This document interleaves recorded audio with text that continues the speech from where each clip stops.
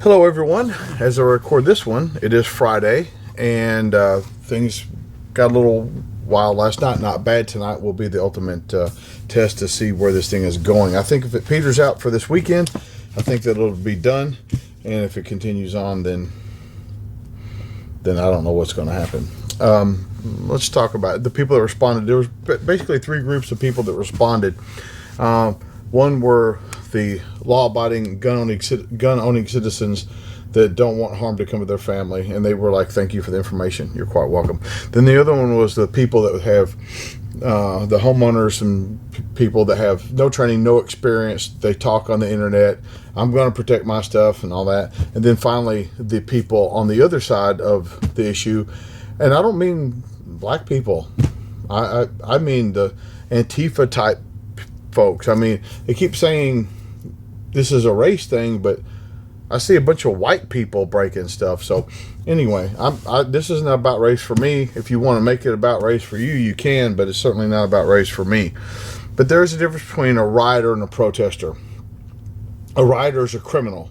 A protester is using their First Amendment God-given rights to redress an issue. I've been a protester. I've never been a rioter. A rioter is a criminal. A protester is a law-abiding citizen of the United States. And if we look out throughout history, on like the most recent kind of histories in the U.S. involving race, Martin Luther King, not only was he nonviolent, he actually affected positive change. Not for the blacks, for the entire country. And so that's Martin Luther King was a protester. What's going on now? Burning and looting and rioting and things. That's not law abiding. That's not expressing your First Amendment, and that's no way protected under the Constitution. So I just want to make sure that we understand that. So those are three types of people.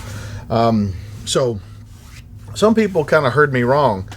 Some of these people heard me say, start shooting people. You need to listen to the video again. It's not what I said. I said you need to leave. Now, some of them said, what if I try to leave and then I'm surrounded? Well, you waited too long. It's like a hurricane. Like if you know for days in advance, like I'm telling you guys, if you live in a major metropolitan area, today is the day to not be there. Like go, because if it's going to reach a crescendo, it's going to be tonight and tomorrow night. Like it's happened many times. So like some of the guys, like they heard me say something I didn't say. I want you to leave. And guys are like, I'm staying and I'm protecting. Okay, don't let your family commit suicide with you. Yeah, that was an emphatic pause. I want you to at least get your family out of town. You can come back and protect your stuff. See, in defense of life, that's what I teach. In defense of stuff, that's what you're doing. Like you get more stuff. And I told people, go. Where am I going to go? I got nowhere to be. Let's say you were in your house and your house was on fire. Anywhere else to be is better than being inside your house that's on fire. So being out in the yard is better than being in your house that's on fire. Well, imagine your city's on fire. Anywhere else to be is better than a city on fire. I don't understand, like these people that make up these reasons not to leave. I can't leave. My CDs are here.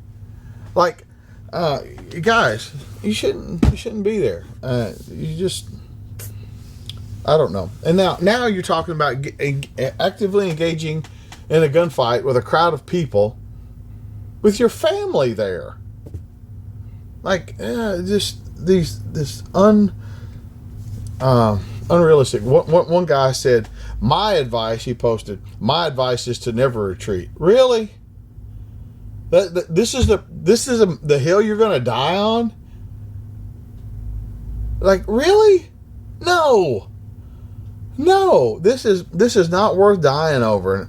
And the question is it worth killing over? And I say no. I say if you put yourself in a position to have to shoot somebody, That's not self-defense. If you played an active role in the events that led up to the shooting, I don't think that's self-defense. And so that's just how I feel about it. Checking my notes here to make sure I've got anything. You guys can say all you want, but when they set your house on fire, literally, not figuratively this time, you're coming outside. And you're going to come outside with your family. You're going to have nothing. Like, you know, like if they want to burn your house down, they're going to burn your house down. Like, I don't care what you say. I mean, think about how many pioneer American forts were overrun by Indians that had inferior weapons and all that stuff. Well, it's the same here. They have thousands of them. Like you guys, you have no idea what you're talking about. And I know I don't have any idea what I'm talking about, so I don't want to get into a fight with 1,000 people. So I am advocating that you protect yourself. Sometimes that protecting yourself from a hurricane or a riot means if you think it might blow your way, it's a weekend. It's early summer. It's late spring, wherever you're at.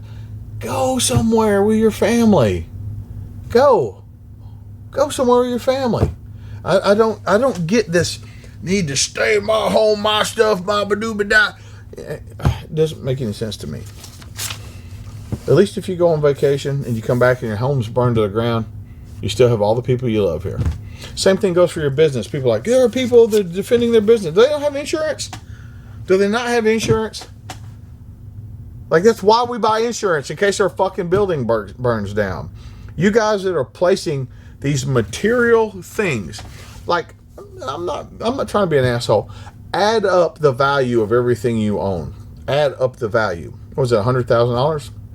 Your house, or you're including that as if you have it paid off? Let's add everything, $1 million. $1 million, okay? Just whatever it is.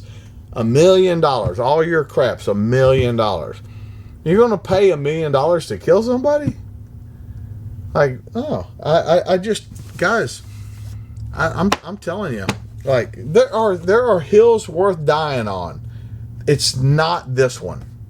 James Yeager for Tactical Response, reminding you that your responsibility to be ready for the fight never ends.